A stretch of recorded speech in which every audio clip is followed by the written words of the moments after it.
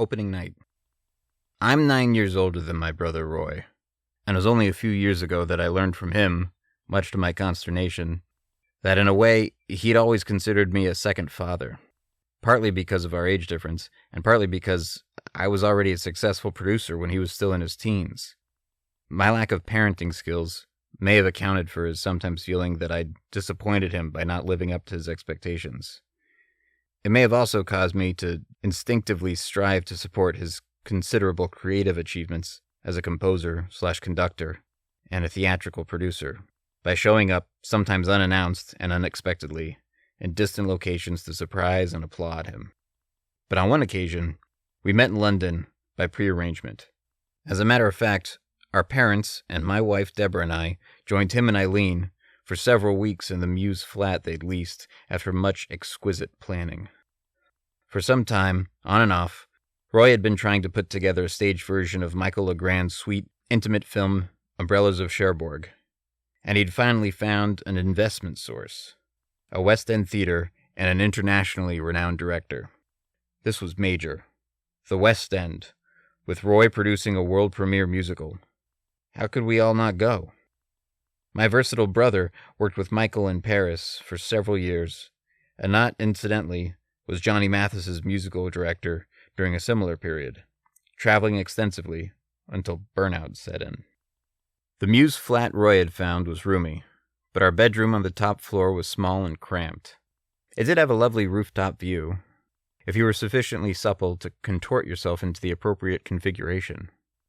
In their cozy room on a lower floor, my father immediately got an attack of sinus and hay fever, and my ever-anxious mother grew increasingly anxious as the appointed hour of the opening night approached. My sister-in-law Eileen and I sat alone in the balcony of the famous London Theatre during a dress rehearsal, barely able to contain our growing dismay as we viewed the enormity of the disaster unfolding below. The director, who had staged a number of operas with some success, had undoubtedly mistaken Legrand's sweet, intimate material for a Wagnerian epic. The stage was overwhelmed by masses of scenery, notably a series of translucent panels, which the cast struggled valiantly to rearrange. Even as they performed throughout the dismal proceedings, our hearts sank as we realized our much-admired and beloved husband/brother was embarked on a most perilous journey. The very nice young investment counselor who had arranged the financing and his lady were now camped out on the living room floor of the flat and making sex sounds at night, much to my father's discomfort. He could hear them whenever he stopped sneezing. They and my parents and Deborah had decided, wisely I thought, to stay away from rehearsals so they could be surprised on opening night, with no possible conception of just how surprised they were going to be. And we thought, Eileen and I, that matters could not get worse. But they could, and did, when Roy's expensive Louis Vuitton pouch, containing money, credit cards, a valuable pen, and his passport, was pinched at a coffee shop in Piccadilly.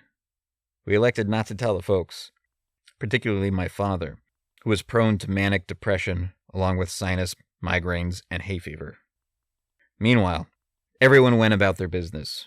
Rehearsals for the show, an arrangement for a coincident Passover Seder, leaving Dad alone when the helpful policeman dropped by and blew our cover by asking if he was the Mr. Rogosin who'd had his pouch pinched in Piccadilly.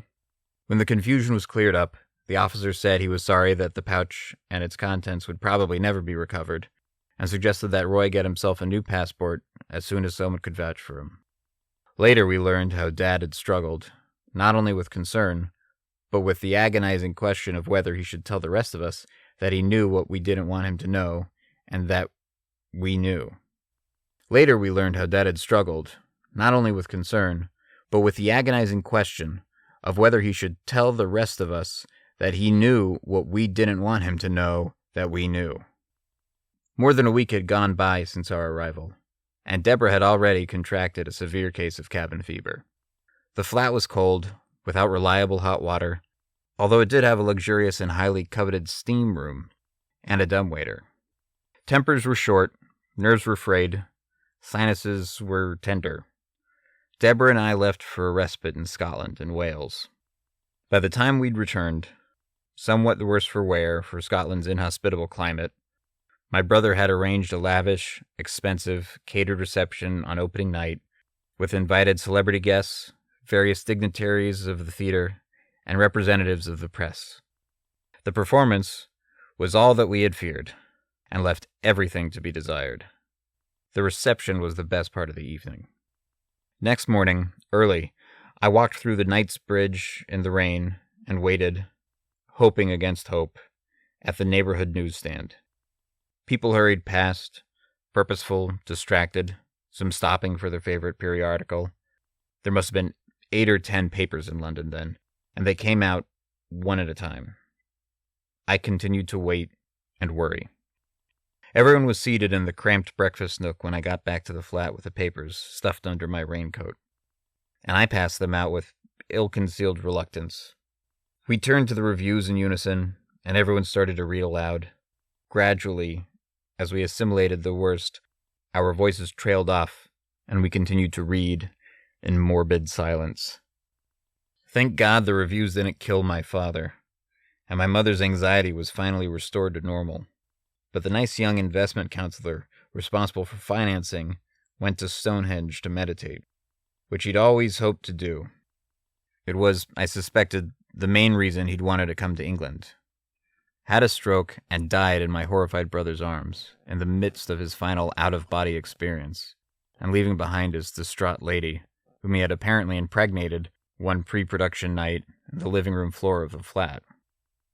We'd heard she had a healthy baby girl about 9 months later, during which time my devastated, guilt-ridden brother was in mourning for both his friend and his career.